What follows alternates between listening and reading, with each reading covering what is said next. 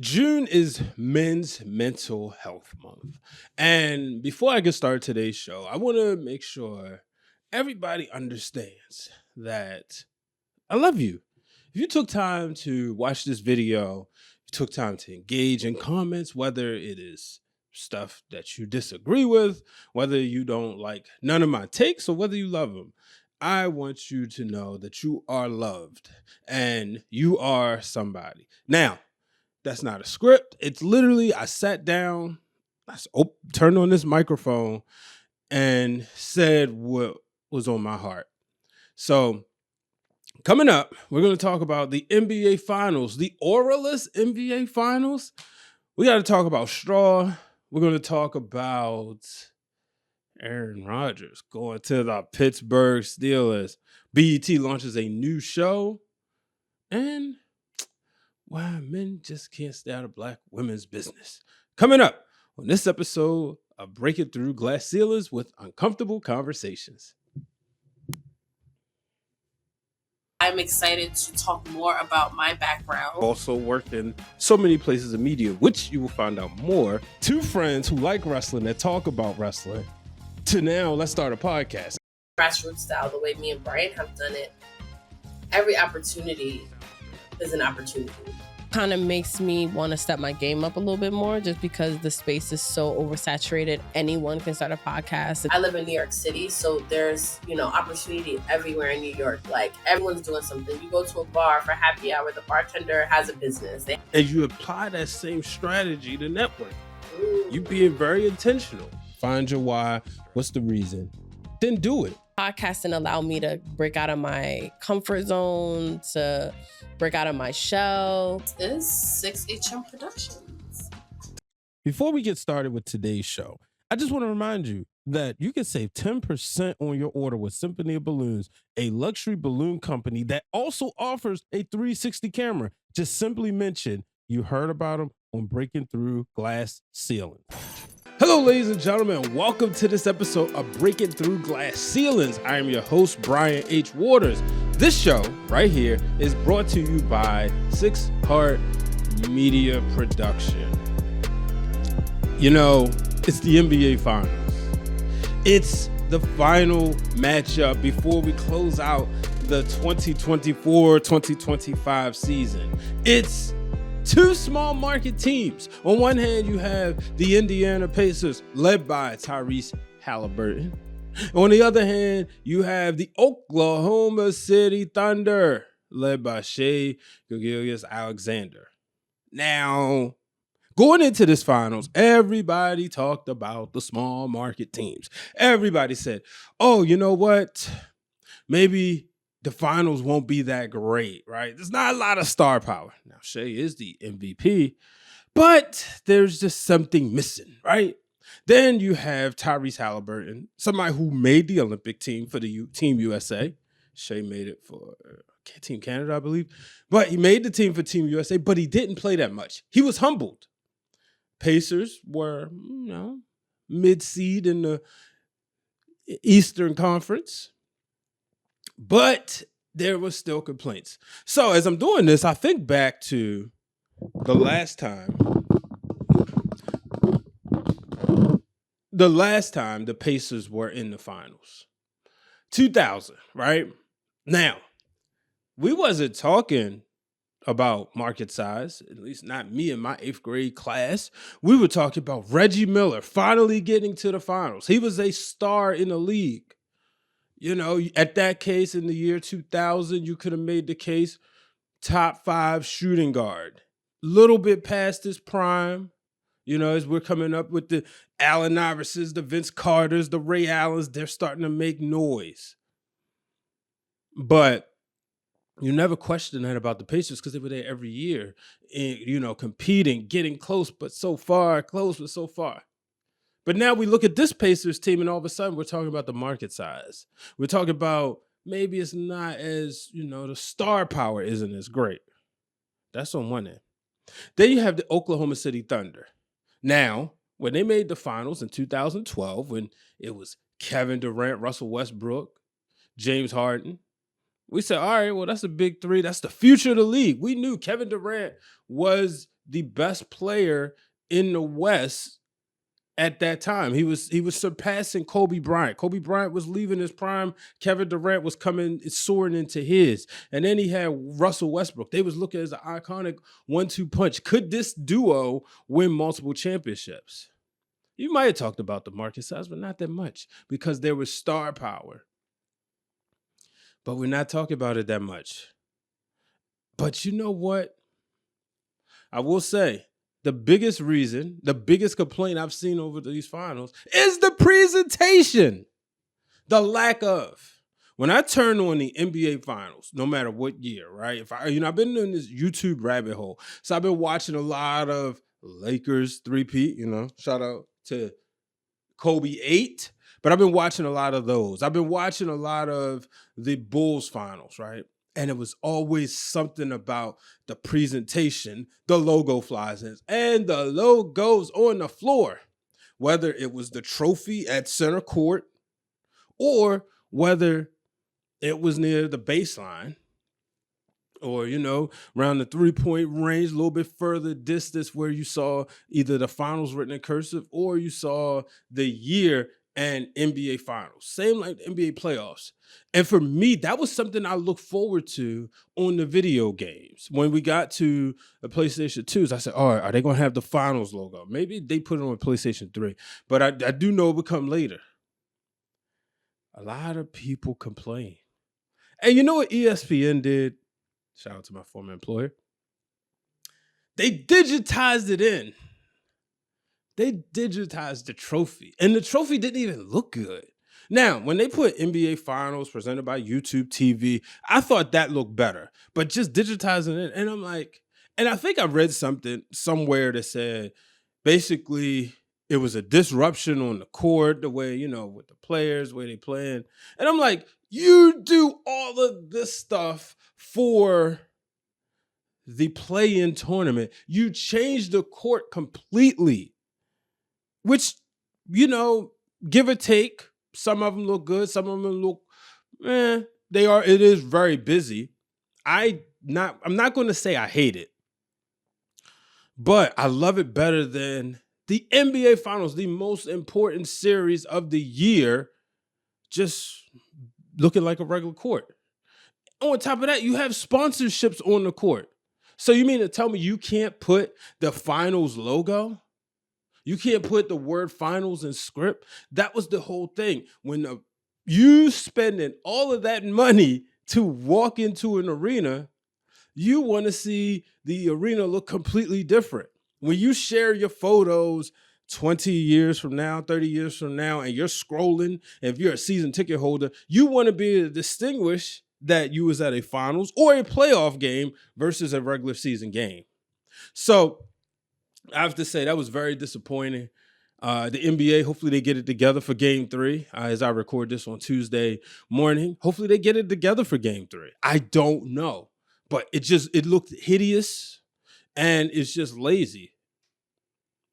David Stern would never. Let's move on. Congratulations to Ashley Nicole Moss and Cam Newton. BET announced a brand new show called 106 in Sports. It's going to sort of take the old 106 in Park format, two hosts sitting on stage with a live crowd, talking about music, interviewing artists, playing music videos, having live concerts. So they're going to kind of do that, but they're going to do sports. They're going to do highlights. I'm very excited about this. Shout out to Ashley Nicole Moss. You've been following her work, whether you've been following her digitally or on CBS. True journalist. She, very, very respected, good at her job. Diehard Knicks fan and Cowboys fan if you follow her content. But you know that, she's serious about her work. Now, y'all know how I've been about these athletes pods. And I'm biased. Of course I'm biased, Cam Newton was one of my favorite quarterbacks. His pod is one that I do watch. And I will say him, like Matt Barnes and Steven Jackson, like Carmelo Anthony, they are able to get information out of people that say some of our favorite journalists can't. So I love that there is a balance here. That's my biggest thing, is the balance. That's what I love about Melo's pod now, being biased again because my bro Kaz is on there and they do great work. Melo being my favorite living NBA player, I think they do good work having those in-depth conversations. But Kaz is such a true student of the game and one of the best journalists I know and have the pleasure of working with. So he knows how to ask the right questions, set things up, and him and Melo are a great duo. And then, shout out to Mero, who, comes in with the comedy. But then I also have to shout out the great Monica McNutt, because she's an absolute gem when it comes to journalism. And even Rudy Gay, another person, so I want to make sure I give shout outs. Like, I'm not anti-athlete pod. I'm anti-athlete taking over the space. People like, and I'll call out some names, people like Michael Parsons, even Travis Hunter, Paul George, all of these pods, like, no, we don't need all of that right now, So, but I think 106 in sports is going to be fun. It's definitely flows when you say it. So I'm interested to see how this goes in this new era of BET Sports. Speaking of podcasts, got a bone to pick. Let me drink my coffee before I say this. Hall of Famer Cris Carter. He went on his pod and pretty much said, do not listen to Joy Taylor. Joy Taylor, professed Pittsburgh Steelers fan, who was a Miami Dolphins fan, and now roots for the Jets, as she should, where her nephew will be playing. Her nephew is, I believe, the son of Jason Taylor, her Hall of Fame brother. She was on Speak, I believe it was a Speak. I know she talked about Aaron Rodgers, who plays for, her hometown Steelers. And she basically called him out for not joining the team ahead of the mandatory training camps. Now, my issue with Cris Carter is talking about don't listen to her. And he's talking about the money. And I think so my issue is this, right? First of all, what Joy is saying, in my opinion, my interpretation, because as I love the fact that Aaron Rodgers isn't there, because I am a Baltimore Ravens fan, and as less prepared the Steelers are, the better. My interpretation was that she would like Rodgers to be at the get ready, so he know he's going to play with the Steelers. So go ahead, sign the contract, and get to camp, so you can start building that rapport. Now, I understand Cris Carter is saying if the business ain't right, don't show up until you get the business right. But the fact of the matter is, here we go again. It always seems like Black men, especially in media, have no hesitation to tell a woman to kind of stay in her place or not listen to them. That's the way I feel. Y'all may say I'm crazy, but that's truly how I feel. I feel like it's always, oh yeah, let's just tell her shut up. Jason Shitlock has been constantly disparaging Joy Taylor's name ever since the lawsuit, and everybody keeps talking and Joy just keeps working. But ever since the lawsuit, he's been constantly saying stuff like, oh, I stayed away from her and this, that, and the other because how she was. And, I always said this about Jason. I know a lot of respected people in this business. And my first time really hearing about him, because I was, able to avoid it.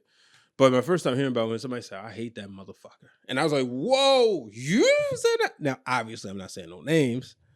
I was like, wow, you don't talk bad about nobody.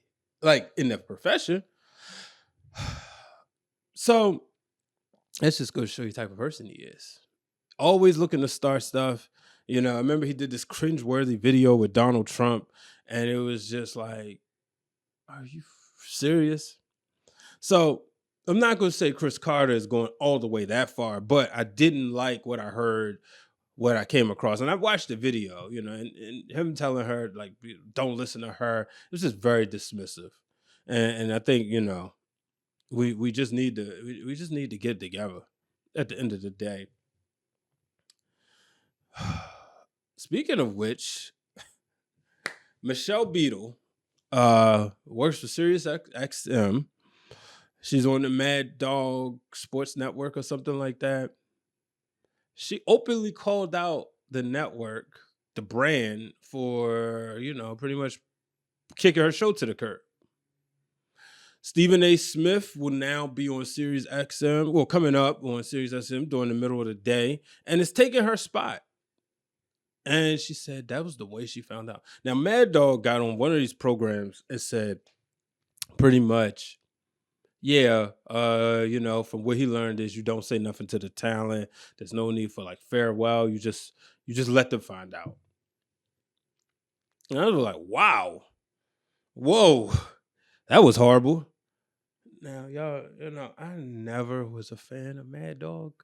I just never cared for his baseball content. I never cared for his delivery. It just wasn't for me.